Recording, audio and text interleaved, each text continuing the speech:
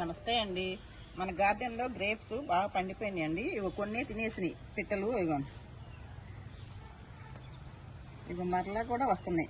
పువ్వు వచ్చేసింది చూడండి. గ్రేప్స్కి చిన్న చిన్న గుత్తులుగా కాయలు రెడీ అవుతున్నాయి. ఇవి మనం కాయలు కోసేలోపే వచ్చేస్తున్నాయి. ఇంకా పండిపోయినాయి కదా అని కోసేస్తున్నానండి. అవి తినేసినగా మిగిలిన కాయలు ఇవి పిట్టలు తినంగా మన కోసం ఉంచి చక్కగా తినకుండా.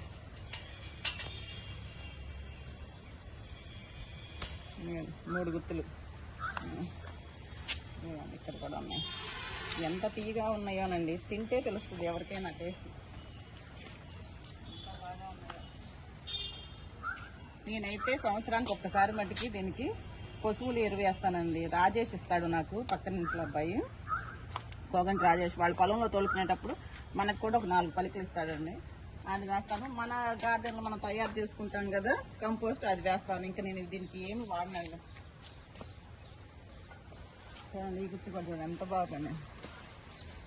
ఇక్కడ చూడండి మీకు పూత ఎట్లా వచ్చింది. ఇదిగోండి ఆ చెట్టు నిండా వచ్చేసిందండి. మళ్ళీ ఇక్కడైతే ఇంకా బాగా వచ్చేసింది. ఇది చెట్టు చూపించండి.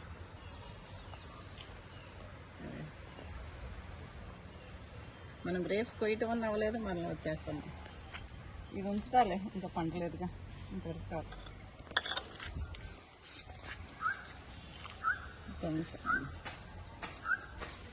ఇంకా గుర్తులు ఉన్నాయండి పండాల్సినవి.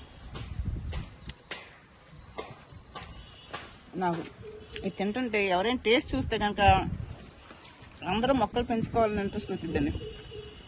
అంత తీయగా ఉన్నాయి. చూసారు పువ్వు అంతా ఎంత వస్తుందో. మళ్ళీ ద్రాక్ష పువ్వు అన్ని వచ్చిన ప్రతి ఆకుకి వచ్చేసిందండి.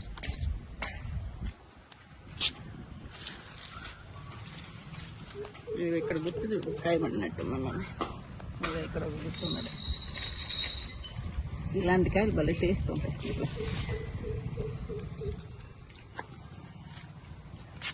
ఎంత తీయమని మీరు కూడా టేస్ట్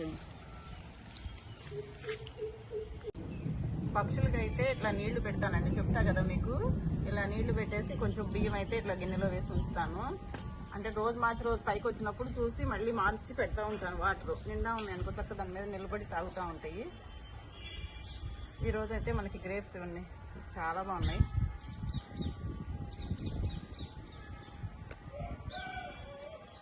అందరం మొక్కలు పెంచుకుందామండి. ఉంటానండి.